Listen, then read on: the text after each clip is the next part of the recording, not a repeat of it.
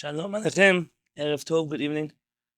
Welcome back to Mishpat Tzedek. It's been a long time. A lot has changed since we last saw each other in my life. I had a baby boy. Baruch Hashem, my wife and I welcomed Yedidia into the world. I think the last shul we had together was on the 25th of November. And so it's been a little bit, but Baruch Hashem, we are back for the season that is ahead of us. I'm very much looking forward to getting into the halachot and the conversation surrounding the laws of the Sanhedrin. With your permission, I want to open up the Chumash. We're still doing all of the source texts that exist before we get to Rambam, before we get to the Talmud, before we get to any of the conversations about the halachot of the Sanhedrin. I want to review with you the proper mikorot, the sources, for each one of these things. And for right now, we're going to find ourselves in the book of Devarim.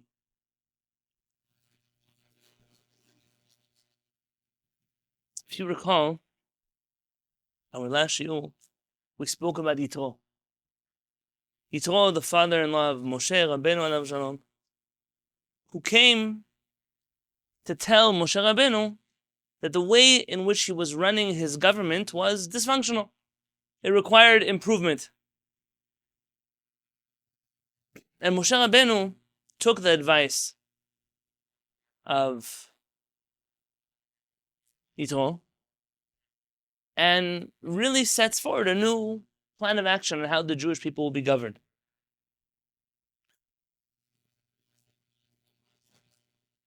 I didn't get to hear if anyone has had the chance to look into the writings of Rabbi Eliyahu ben Amozeg since I mentioned him in our last shiur. And if you haven't, I can recommend that the Chabura in London has released an excellent English edition of his book, Tzori Gilad, Tzori HaGilad, which is a series of letters that Rabbi Eliyahu ben Amozeg wrote to defend himself from the attacks of the rabbis of Syria and Yerushalayim on his entire worldview. They're impossible kimat to find in Hebrew unless you know where to look. And to have them in English is a big blessing. So if you don't have a copy of that, I recommend please bring in the writings of Rabbi Eliyahu ben Amozeg into your home. Rabbi Eliyahu ben Amozeg saw in the meeting between Moshe Rabbeinu and Yitro something much greater than just Moshe taking advice from his father-in-law. What Rabbi Eliyahu ben Amozeg saw was two cultures. Let's call it the Hebrew culture, Hebraism, as Rabbi Eliyahu ben Amozeg like to call it, Moshe Rabbeinu alav shalom, leading the Jewish people forward. And the rest of the world, Yitro, the refined non-Jewish world, Yitro, finally having a meeting of the minds, preparing themselves for a time in the future. Moshe Rabbeinu and Yitro enjoyed a relationship. We read the Torah like Moshe Rabbeinu showed up in Midian. He saved the daughters of Yitro. They run away from a well. He marries the daughter and runs away back to Egypt. But really, Moshe Rabbeinu spent a tremendous amount of time in Yitro, together with him in Midian.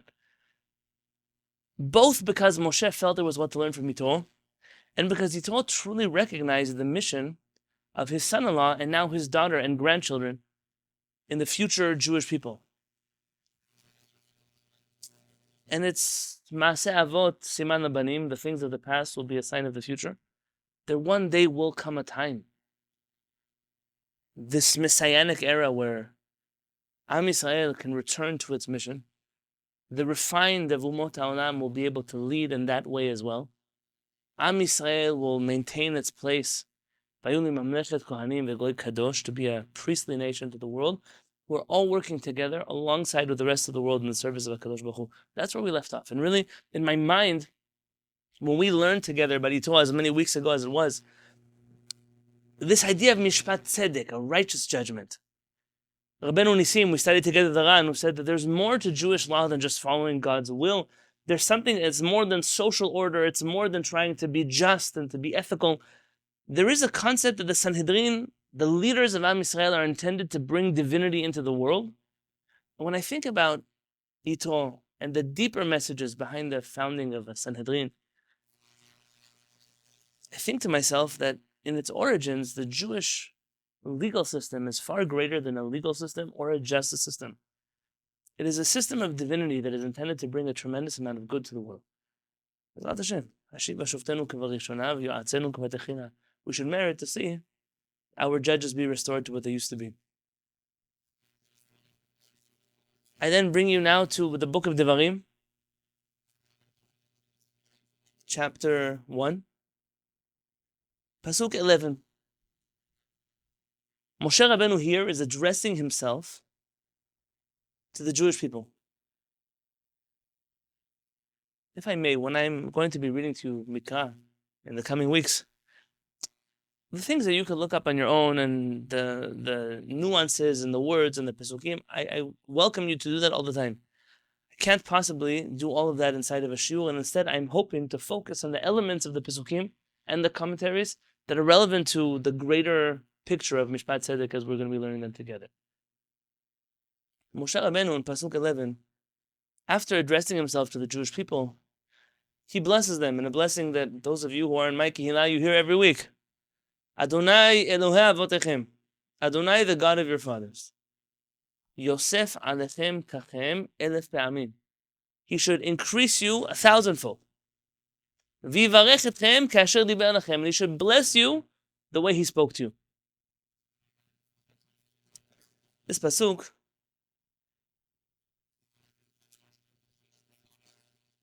is one of the most beautiful pasukim. Moshe Rabbeinu was looking at his people. A people that he's had a history with, a people he's taken out of Egypt, the people he suffered for and from. And all he has in his mouth is blessing for them. Tonight is the 11th-month Askaram of Rabbanit Simcha Tamar Peretz, the wife of Mori Arav, Rabbi Yaakov Peretz, Rani Kapad Mishkavu. Rabbanit Peretz, her midah, one of the incredible character traits of hers, she genuinely saw good always in everybody. Her children, by her shiva, were telling me stories. Like they would come home in trouble from school, and all she saw was the good side of the bad character traits they got in trouble for.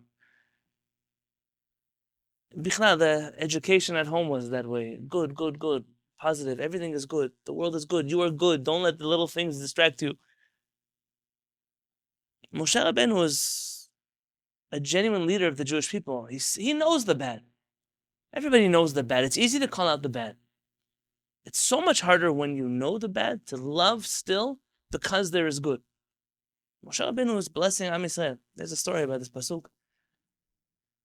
Rabbanit, I don't know if you know, Rabbanit's father, my father-in-law, his mother was orphaned at a young age in Yerushalayim. Yerushalayim back in the day was a wild west. People were dying of typhus. It's a crazy world. And my mother-in-law was practically adopted. My father's mother, so my father's mother, my wife's grandmother, was practically adopted by a rabbi in Yerushalayim named Rabbi Yosef Chaim Sonnenfeld. You may have heard his name. He was one of the big chachamim in Yerushalayim, was the head of the Dah Charedit in Yerushalayim.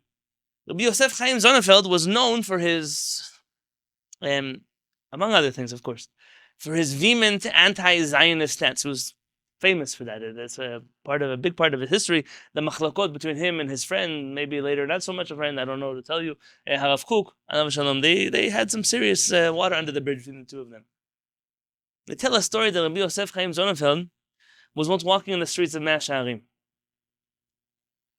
and a group of kids from HaShomer HaTzair kibbutz. Shomer HaTzair if these were vehemently anti-Zionist, these were vehemently anti-religious, like two peas in a pod.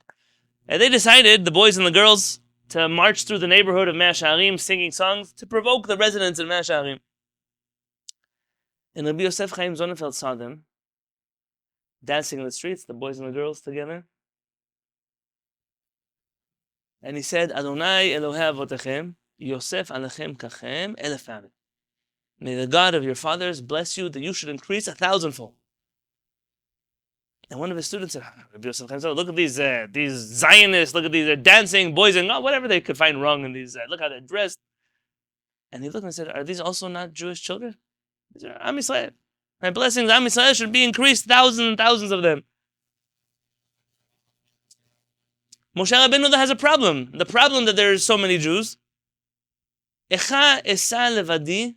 How can I carry it on my own? How can I carry you on your own? Look at the next pasuk. This is where it begins. Havu lachem anashim. Take for yourself people, leaders. Chachamim unvonim, wise and discerning people. Viduim l'shiftechem, that are known to your tribes. Now it's a fantastic question where you put a comma here. Chachamim unvonim viduim, or Chachamim unvonim viduim l'shiftechem. Even though all the commentaries will break up this verse, we'll do it together. They're going to read Chachamim unvonim and then viduim l'shiftechem. Rabbi Moshe ben Nachman points out correctly that it's not accurate. Chachamim unvonim viduim l'shiftechem. I'll explain in just a moment why that matters. Vasimem berashechem, and I will put them as leaders for you. V'ta'anu oti, and you will respond. V'tomeru, and you will say, Tov hadavar asher dibart la'asod. It is good that which you have decided to do. V'kach et rashe shiftechem, and I will take the heads of your tribes, anashim, chachamim, viduim,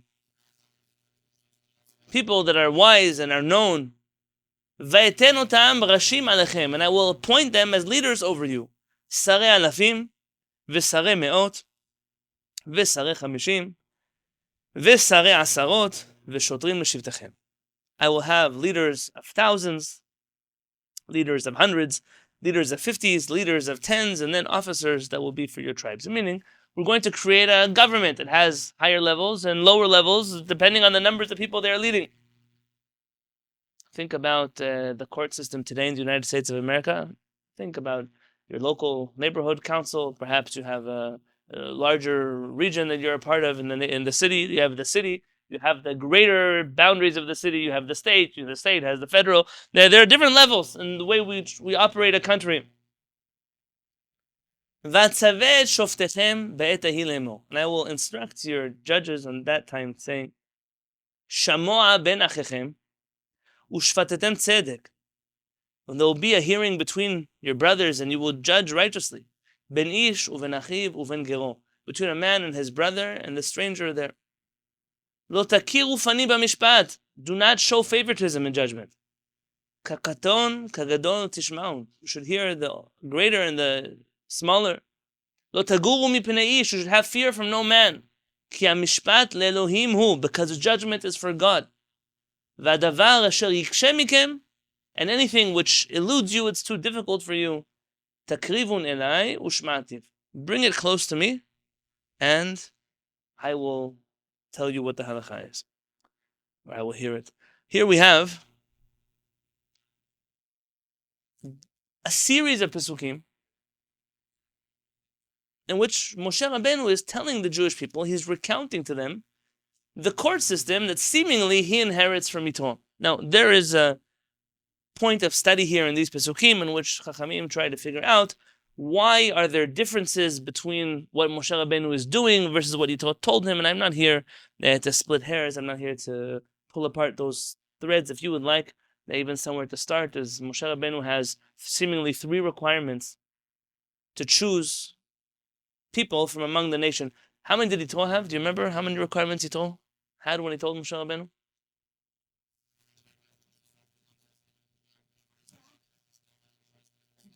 I didn't hear, Marlene.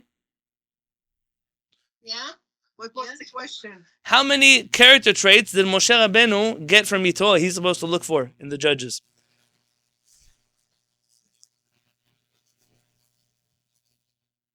Who saw the Pesukim last time?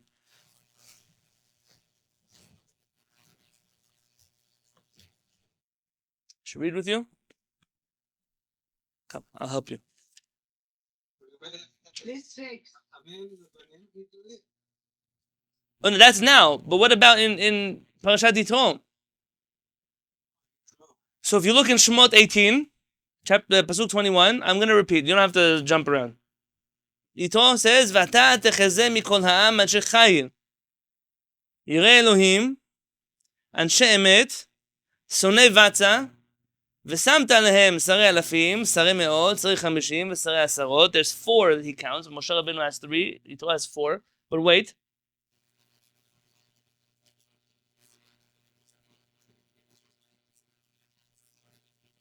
So at least 4 he has. I counted earlier more than that. Bottom line, there are those who try to reconcile what Moshe Rabbeinu does with what he told him. Doesn't matter to me. It's also interesting here why Moshe Rabbeinu does not mention that this advice comes from Itol. There are all kinds of interesting theories about that as well. I want to walk you through these Pesukim in a way that is important for us here. So let's take it back from the beginning. Let's start at Pasuk Yud Gimel. Havu lachem. I'm going to say something now, and I hope that you won't be offended for me. I don't mean offensively, but I mean it intentionally. Sometimes there are trends in the Jewish world that are stupid and ignorant, and people really get excited about them. I never understand them. I'm not clear. Maybe I'm just not in the loop. I think everybody here will know that I am not French or German, and I'm not a student of the Batei Midrash that came from France or Germany, at least not anymore. Nonetheless, I've never understood the desire that people have to dismiss entire schools of thought in Am Yisrael because they don't match the ethnic or cultural or even Torah understanding that they subscribe to.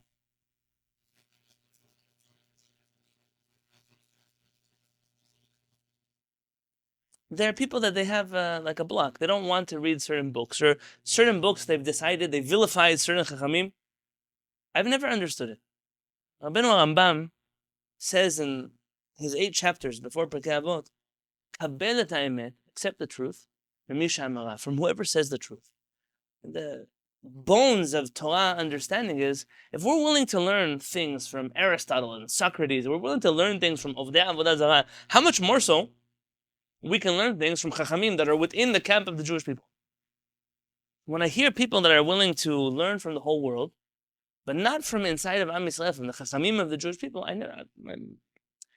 I'll never understand it.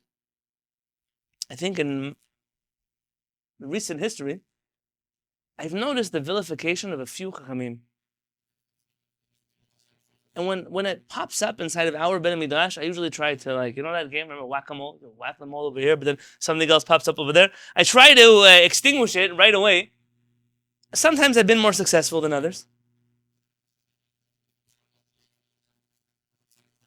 There's a book that was written called What's Bothering Rashi. You know this book? I don't know why somebody wrote it. It seems like okay, that's What's Bothering Rashi. Oh, good. Now, I don't care what's bothering Rashi as much as what bothers everybody about Rashi. Everybody seems to hate Rashi. I don't know what the story is. Either people are in love with Rashi or they hate Rashi. But you mention Rashi in some places and you could become crazy from the things I'll tell you about it. Because he asked questions that nobody asked. Maybe, but people don't like his answers. Okay. You find also, I once saw, and I already spoke to the person who wrote it, but I understood their perspective, but it hurt me when I first saw it. I saw somebody once looking for Aruch HaShulchan. They wanted to study Aruch HaShulchan, but they didn't want the Mishnah Berurah. There's been a trend also. Chavetz Chaim, we don't study Mishnah Berurah, we only study Aruch HaShulchan. Somehow there's this competition between the two of them. 2 completely different books. They serve 2 completely different purposes. But it becomes in vogue that there are certain chachamim that we like to just get rid of them. I'm not telling you they don't have problems. I'm not telling you you have to accept what they say blindly. I'm telling you I don't understand why we have to get rid of certain chachamim. The biggest problem with Rashi is not Rashi. It's the fools who read Rashi. They're the biggest problem with Rashi. Rashi wrote a commentary in the Torah. By the way, he wrote a few commentaries in the Torah. And we have only one of them that survived. And missing in places, and in the Talmud, we have, who knows, what kind of mess we have in the Rashi of the Talmud. Rashi wrote a commentary on the Torah. His commentary, people assume, is trying to tell us what the verses actually mean. It's the pshat of the Pesukim, and it's not true. Anyone who ever read Rashi knows that Rashi is very distant from the pshat. Who greater to critique Rashi about this than his own grandson? Who? Rashbam. Very good. Rashbam. Rashbam, how many times? Thank you, Chesky. How many times Rashbam says, my grandfather, he decided to go after a Midrash. I don't know why. Rashi is a commentary that quotes a tremendous amount of Midrashim. Less concerning to me that Rashi quotes Midrashim is why Rashi selectively quotes Midrashim. Why only this Midrash? What got to Rashi that this Midrash is the right Midrash to quote and not the other 17 Midrashim? I don't know. But people get very frustrated. Why is Rashi quoting Midrashim? What is this? That's not what the pasuk really means. And so maybe I'll explain to you a little how Rashi works. This may sound basic to some, but I think it's important. Rashi expected that people should first learn the Torah according to the Torah. It's a radical concept, I know. But to first read the Torah and then say, what did the Torah actually mean? After reading the Torah according to the Torah, you can then read the Torah according to Rashi. You can read the Torah according to the Rambam. You don't hear me?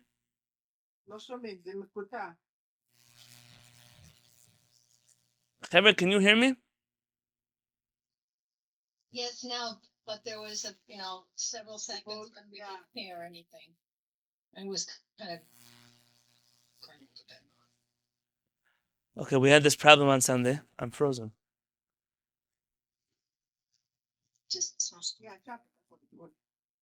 It's been cold here in New York, but sometimes the screen freezes. Okay, I noticed that it happened to me on my shiur on Sunday also, and I don't know why.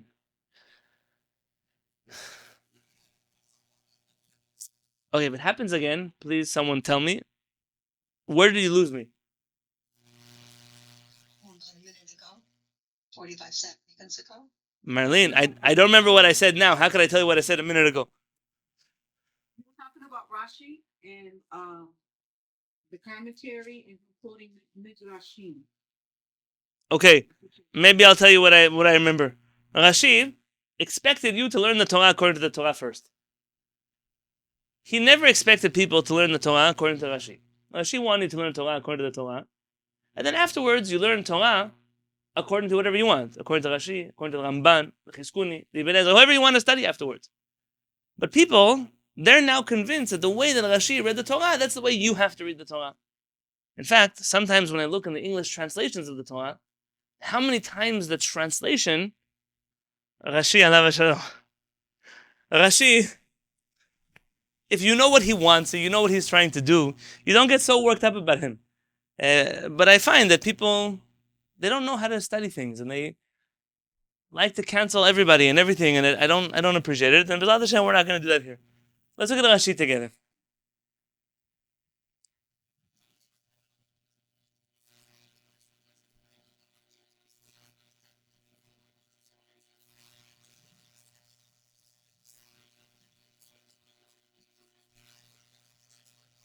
Havu lachem.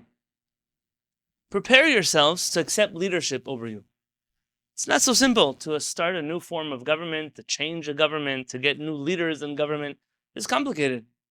One of the greatest problems with Jewish people having a court system is it seems to replace Moshe Rabbeinu, the direct access that they had with Moshe Rabbeinu. It's something that concerns them. It's why Moshe Rabbeinu ends off this entire section telling them, don't worry, whatever your judges don't know, you'll bring to me.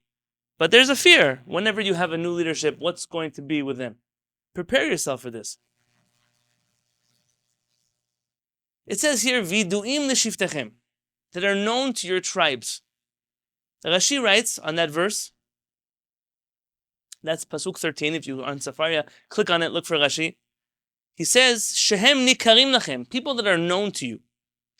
Shim ba lefanai me'utaf batalito,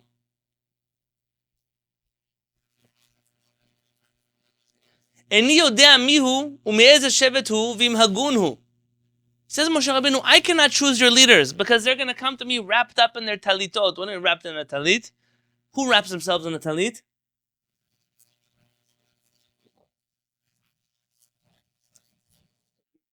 Talmidei Chachamim, very good. He's going to come to me dressed up like a Talmid Chacham. Says Moshe Rabbeinu, but I don't know who he is. I don't know if he's a good person. I don't know if he's a Talmid Chacham. I don't know those things. Rather, אבל אתם מכירים בו, שאתם גידלתם אותו. You have to choose him because you raised him. He comes from within you. That's why it says, Viduim l'shiftechem. People that are known to your tribes, they have a good reputation among you. If you're in the same pasuk, click on the Ramban, Rabbi Moshe ben Nachman. He mentions the commentary of Rashi. But then he says that that's really assuming that the word shiftechem is attached to the word yiduim, people that are known to your tribes. Rather, it should say havu lachem anashim chachamim unvonim v'yiduim, wise, discerning, and known people, l'shiftechem, for your tribes. Let's read what Rabbeinu Ramban writes. Valdati, in my understanding, tam viduim shehem yiduim l'shofetim. I want people that are known to the judges. Klumar shema'alatam yidu'a v'nikeret lemanotam ba'shoftim. I want people that are known to the other shoftim, so we can discern, are they good? You like him, he grew up in your neighborhood, but what does it matter? Maybe he's not a good judge. We should ask the experts in the legal field whether this person is worthy to be a judge or not. Rashi, Rambam are both bringing out something important. There has to be some kind of vetting process that people go through, and some kind of appreciation that the people have towards their leadership, that they can trust them.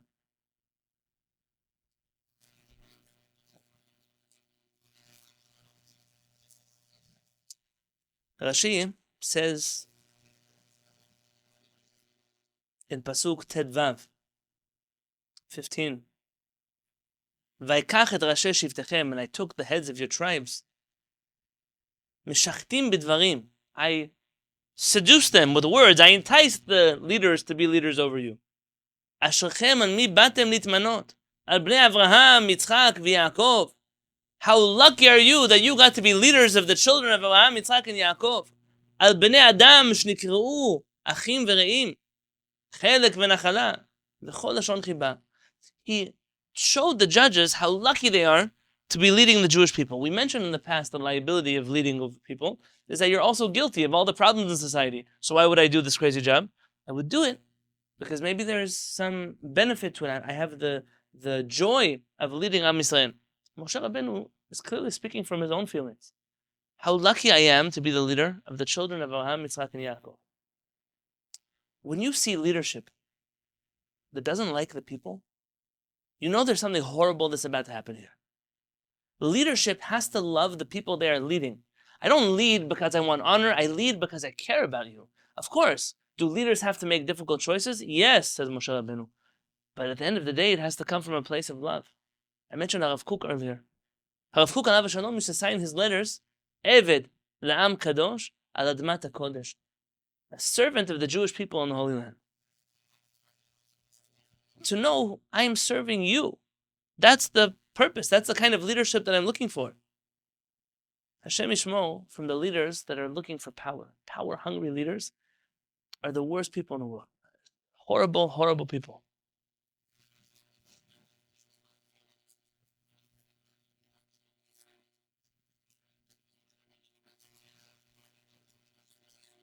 I may have shared it with you before. You're okay with a little bit of Kabbalah? It's okay? It's gonna scare you. Talmud says, Oy ledo, woe to a generation whose leaders are nashim, are women. Which is a horrible teaching on its own. Woe to a generation that its leaders are women. Now, it's a word of Agadah. So Agadah obviously tells you right away, they're not telling you what you think they're telling you. I heard once from the students of the Bala Sulam, Rabbi Yehuda Ashlag, that they understood this to mean something else entirely. In Kabbalistic literature, and probably in generic rabbinic literature too, you can find allusions to this.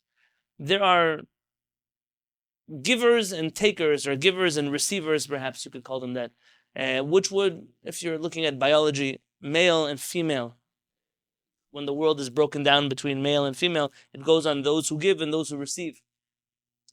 And if a woman, therefore, is a mikabelet, is a receiver, and you're then understanding the Talmud to say, woe to a generation whose leaders are receivers, are takers. Woe to the people who came to leadership because they wish to take from the people. They want their money, they want their power, they want their greed. They're greedy people. How lucky is a generation whose leaders came to give them, not to take from them, but to give to them. And Chachamim were aware of the tyrants that come to the world and want to take.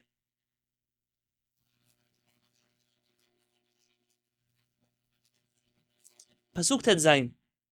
Rashi mentions here, Va'atzaveh shoftechem. And I will command your judges the following. Amalti them, I told them.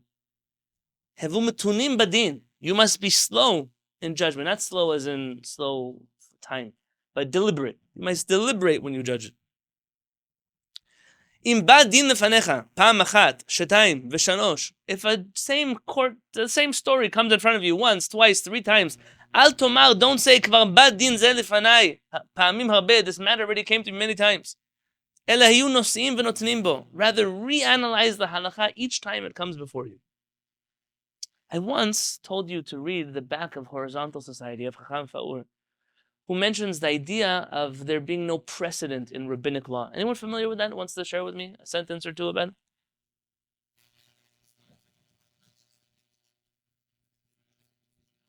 Relying on people in rabbinic law. You're familiar with this entry of Chacham Faur?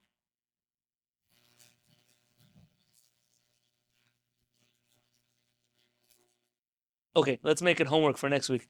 Chacham Faur in the back of Horizontal Society has an appendix in which he mentioned this idea of relying on people in halakha, relying on precedent, relying on chachamim that come before us is not a normal way. No, nobody rules halakha that way.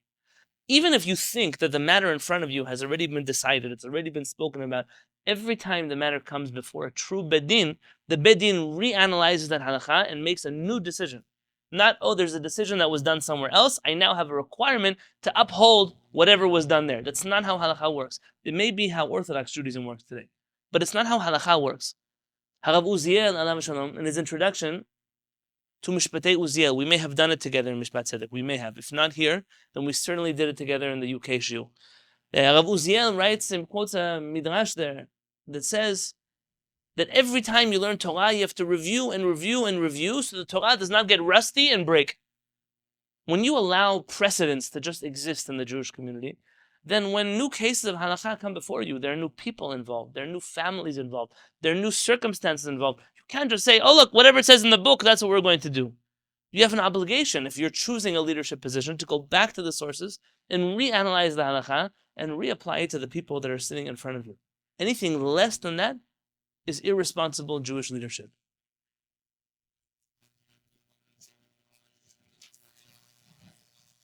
This mitzvah, shamoa ben achechem. Are you familiar with this mitzvah? What does shamoa ben achechem mean?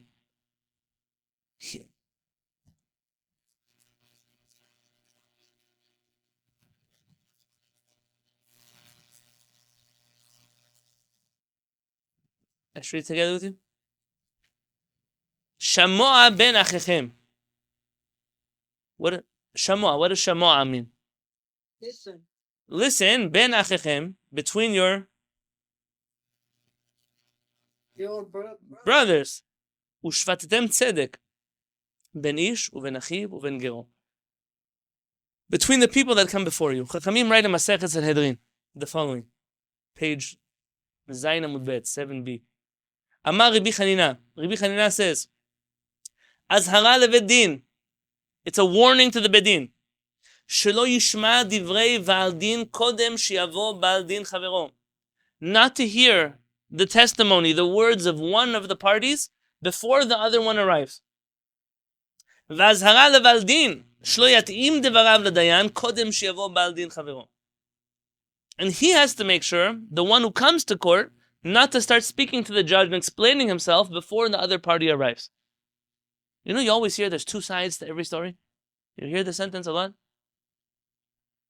But there are 2 sides to every story. And your job as the shofet, and it could be your job, by the way, I know the Torah is speaking to judges. It could be your job as a rabbi, it could be your job as a teacher, it could be your job as a parent, it could be your job as a boss, as whatever it is. When you hear a story, not to hear one side of the story. To hear both sides of the story together. I want to hear both of you. I do this to my children all the time. It's like a mini bedin all day long. We already are going on thousands of years of cases by the time you look at my home.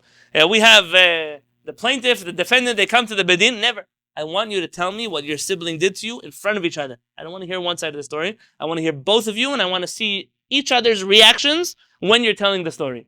People lie less when they know there's someone to fact check them on the other side of the docket. And that's a very important part of halakha. Sometimes you hear stories For me, it's especially jarring with Talmidei Chachamim.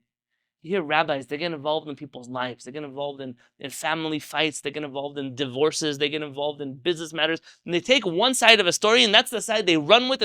And forget an abuse of power and abuse of authority. Forget all of that. What about a basic mitzvah in the Torah? Shamoa ben achichem. You have to give both parties a chance to speak.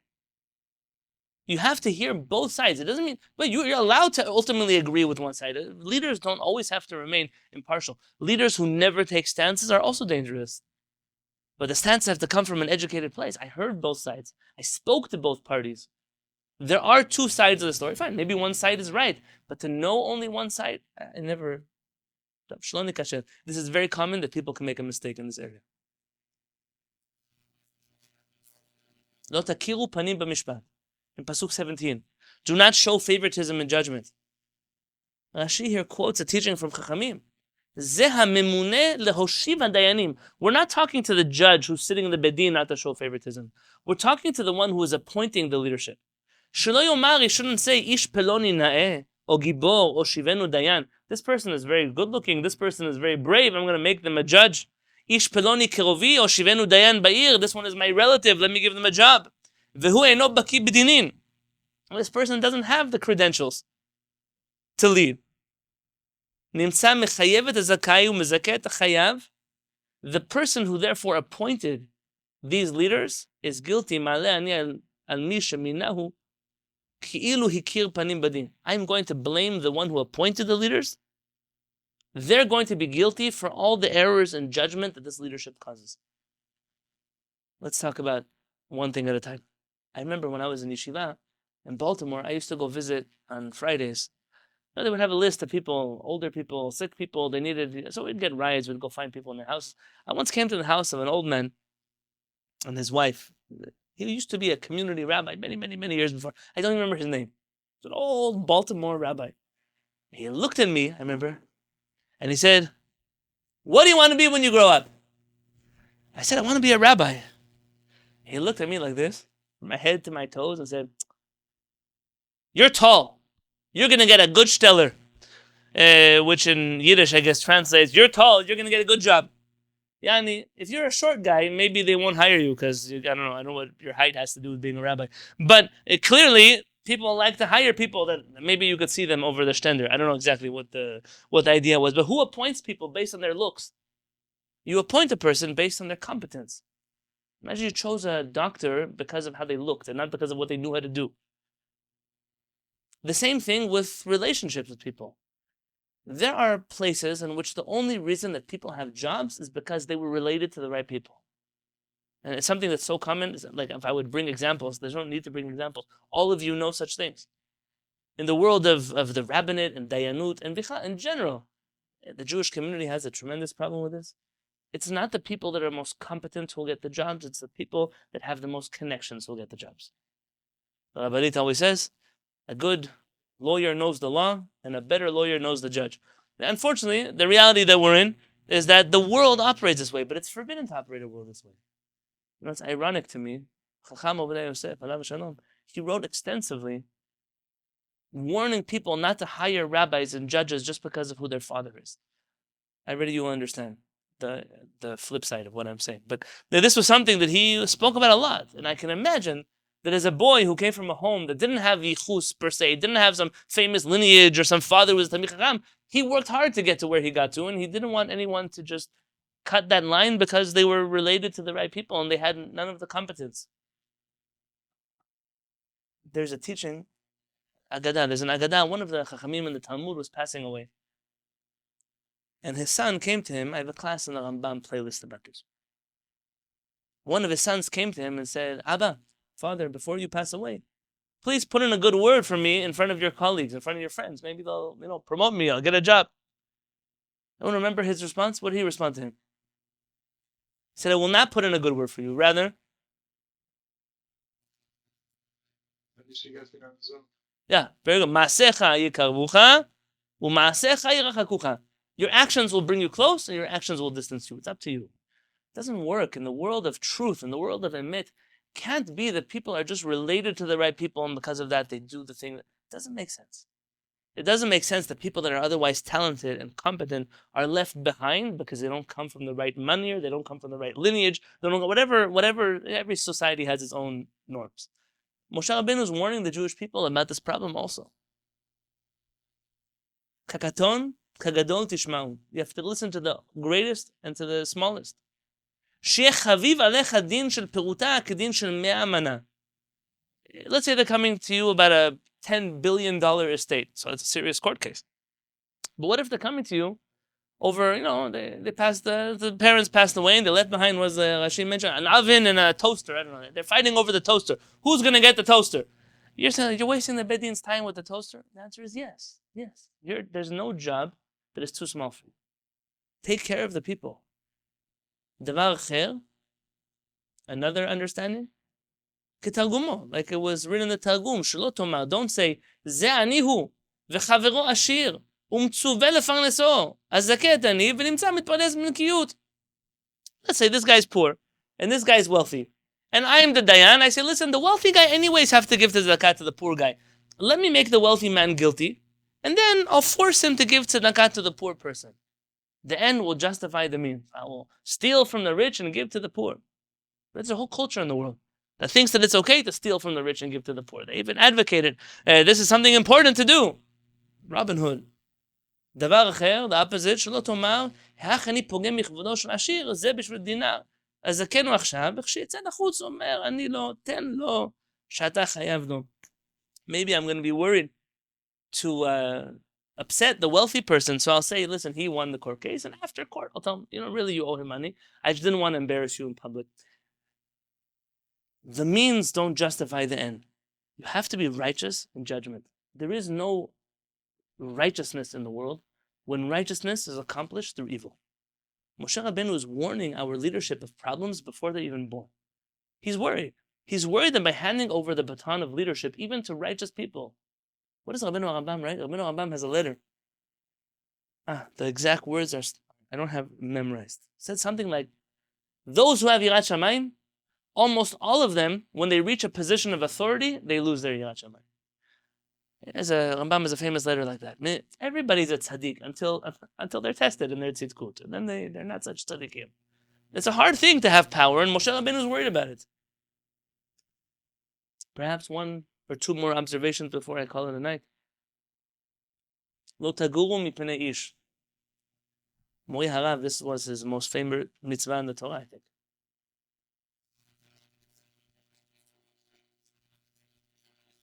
Not to show favoritism in judgment. Not to be fear, not to have fear from anybody. Lo taguru, literally lo tirau, don't have fear. Rashi mentions that, really, I don't know, it's an interesting reading, but the word could also be ta'aguru, like do not gather, do not suppress your feelings or your true beliefs because of what other people are going to say. Mori Harav, he lived by this teaching. This was his whole life, and it's not an easy path to choose. It's something that I resonate with very deeply, but it's not easy. It's so much easier to say the things that they want you to say, because then everybody loves you, and the right people love you, and then they give you all the honor and the reward and the kavod and all the things that you can get. But those people who make a choice to stand up for truth, usually they get run over by the train. And Moshe Rabbeinu is warning the people, Lo taguru mipnei ish. Right now, you have to remember, Ki Mishpat Elohim hu. You're working for God. You don't get to sit there and make human being calculations. You get to sit there and make decisions that are good for HaKadosh Baruch Hu and what the truth is in the world. How many times do you hear Torah, you listen to lectures, you see statements come out from HaShamayim, and you ask yourself, I'm going to embarrass him if he gives me permission. Do you give me permission, Rabbi Yitzchak? Sure, no problem. Good. That way, it cuts me one less teshuvah I have to do before Yom Kippurim. How many times do I hear him say, or he writes to me and says, but what about the emet? Like, who cares what this one said? What about the emet? Like, when are people going to worry about the emet? And the truth is that that's a fantastic question. Sometimes you feel Vatihi ha'emet ne'ederet. Everything is here except for the emet. I saw every commentary. I heard every posek. But what about the truth? What about the people who care about what's right? What about that? Moshe Rabbeinu is concerned that peer pressure, even on a political level, on a religious level, on a judgment level, is enough to make people make the wrong decisions. If you want to take a job in leadership, then number one, lo taguru min pinei ish, have no fear. Mori Harav used to always tell us, you have the right as a Talmid Chacham to argue with everyone, respectfully. But you are not allowed to hold inside of you things that you know are true because you're afraid that people greater than you disagree with you. By the way, this isn't Shulchan Aruch. It's not a Shulchan Aruch.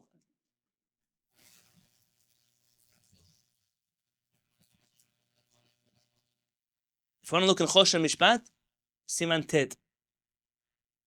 Even the Ramah there. If a student is sitting in front of his rabbi, Rambam also, laws of Sanhedrin, chapter 22. If a student is sitting in front of his rabbi, he's not allowed to argue with his rabbi. But he sees his rabbi is about to make a mistake in halakha, he's allowed to speak up. Respectfully, but to speak up.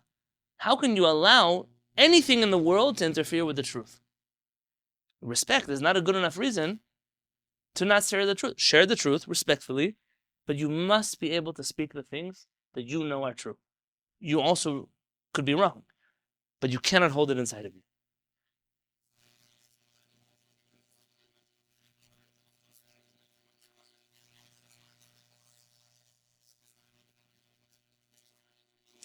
Maybe on that note, I can share with you one more thing.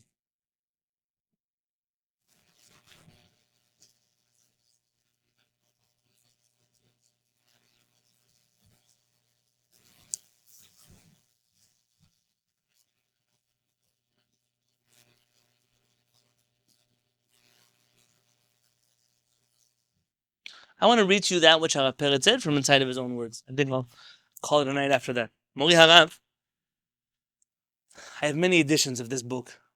Mori Harav told me that after 120 years, when he goes to Gan Eden, he will show them this book and he's going to get inside. I've been dreaming for years to give a shiur in this, but I'm not ready for it yet. And when I took out this copy from the shelf, if I'm not mistaken, this is the last book that he wrote to me inside of. Mori Harav writes the following. Im shamata dvar halacha. If you've heard some opinion in halacha, udvar Torah, any matter of Torah, אפילו מפיו של תלמיד חכם גדול, מפורסם ומקובל בציבור. Even from the mouth of a tremendous תלמיד חכם, who's famous, who's well accepted in the community. ונראה לך סתירה לדבריו. And it appears to you that there's a contradiction in halacha to what this person said. או ראיותיו אינן נכונות, or his proof is incorrect to something. או דבריו אינם מסתברים, or the things that he's saying just don't make any sense. אל תשתוק, do not be silent. אל תעצור, do not hold back. ואל תהסס, and do not hesitate, להביע דעתך, to express your opinion, שביררת אותה היטב. Assuming that your opinion is something you've truly researched well. Vim Talmidei Chamim Acherim, and you also ran it by some peers, some other Talmidei Chamim, to check out that maybe you're not crazy. V'niret lecha nechona, and your opinion seems correct. Hen yitkablu devarecha, o lo yitkablu, whether they will accept your words or they will not accept your words, it doesn't matter. You must speak that which is inside of you. I feel like if I had to put on a flag what Mori Harav always told us as students, was this. I remember once coming to, I shouldn't share the story on camera. Oh, let's try. Maybe the guys making YouTube videos will not find it. I remember once coming to Mori Harav and asking him a question on halakha. And I said, Harav, but even though this is our opinion, Chacham Ovadia disagrees. And he said, did you learn this halakha well? I said, yes. He said, how well? I said, well, from the Talmud, Rambam, Shulchan Aruch, Rishonim, Acharonim. Well, I know what I'm talking about. He said, so then in this halakha, I'm afraid to. He said, in this halakha, you are a Talmid Chacham like Chacham Ovadia. He said, don't be scared. I'm not telling you in everything. In this area that you know well, you have the right to share your opinion. Why are you quiet? That was completely different. than anything I had ever heard from anyone in my life before.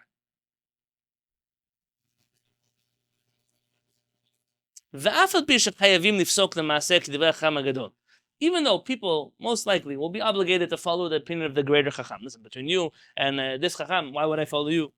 Mikol makom, nonetheless, gale da'atcha, reveal your opinions. Kefi ma shitbareh lecha hitev, based on what you have researched well. Shitachen, because there's a few options here. Shiachzor ba'oto Chacham gadol ma shepasak. Maybe that Chacham will change his mind. By the way, the hallmark of a genuine Talmid Chacham is that they will take back their words when they made a mistake. There are some Chachamim, they climb up a tree and they never know how to get down from that tree. But there are other Chachamim that they're genuine Chachamim. They genuinely learn Torah, they genuinely care about the truth, and when you correct them, they're willing to, that shows Chokhmah, that's what Chokhmah is. And those of you who ever learned from real Chachamim, you'll know that when you've ever brought up a real point, a real question, they take it seriously. There's no hot air, there's no, the desire for truth is what motivates people. או תלמידי חכמים אחרים, ישקלו היטב שוב את דבריך, ויחליטו שצדקת, ויסברו כמוך. Maybe you won't convince that Chacham, but the other Chachamim in the world that will read your words, maybe they'll be convinced. And because you spoke, now they've been able to get behind this idea. האמת והצדק למעלה מהכל. Emet, the truth, and righteousness are above all. They're the greatest values. אומנם, but, היזהר לומר את דבריך בדרך ובלשון כבוד. Speak what you say in a kind way, in a way that has respect inside of it. ויזהר מגאווה ומזלזול ואפילו כלשהו. And be careful from any type of denigration or any type of arrogance. Da'azot, you should know this. And Moy Harav added here a sentence that even students should argue with their teachers. And this was something that he encouraged in us all the time. Moy Harav's favorite sentence. I'm not Moshe Rabbeinu. Argue with me. It was sometimes I would call him with questions and we'd argue, and he would say, Rabbi Yonatan, do what you think is right. You don't have to justify yourself. Do what you think is right. Moshe Rabbeinu, when he is giving a whole new generation of Chachamim the task to lead the people, I cannot help but wonder if Moshe Rabbeinu is also giving them the permission. Don't be scared from me. You have to be able to stand on your own two legs. You have to be able to teach Torah, to rule, judge the people, to rule halachot. Sometimes people who live in a shadow, they're crippled. They never know how to fly for themselves. And I see that in Am Yisrael, sometimes we see this, that even great Talmidei Chachamim, they don't make the right decisions because what someone is going to say, what a previous generation did, or what. Dor v'dor shab. Every generation brings with its new challenges. These pesukim contain inside of them, and in the Midrashim of our Chachamim, a wealth of information that our leadership must embrace in order to lead us properly. And they involve things like being righteous, being truthful, being honest, admitting to mistakes, loving the people, guiding them because you care about them, not because you hate them. Not to show favoritism, not in leading people, not in appointing those leaders. You know, we always talk about the prophets and Nevi'im, Shayahu, Yirmiyahu, Yecheskel, how their words seem endless, they seem eternal, that they're written for our generation. You know, Moshe Rabbeinu, we forget that he was a prophet also. We forget that Moshe Rabbeinu's prophecy is so perfect that it's clear. It doesn't come off like visions and it's real clear words. But that prophecy is relevant today as it ever was. The appointment of leadership in Am Yisrael, when we see the failures in the Jewish people, and we've spoken in the past how Jewish leadership is responsible for the good and the bad inside of Am Yisrael. I think that the prophecies of Moshe Rabbeinu need to make a comeback. That when we come and we look, who should lead us, who should guide us? We are leaders in our own right. When we step up, what are the values that should guide us? The values of Moshe Rabbeinu. Next week, we're going to take apart a few more Pesukim, and possibly going to be able to jump into the book of Divrei Hayamim as well. But next week, I'm going to be looking at some Pesukim in Devarim, some Pesukim in the book of Bamidbar, and then some Pesukim in the book of I told you Divrei Hayamim. B'ezrat Hashem, we'll be looking into those Pesukim a couple more weeks like that, and we'll be straight into the laws of Sanhedrin of Rabbeinu HaRambam. Thank you so much for learning with me. I so appreciate that you are here and that we are back and that we, God willing, will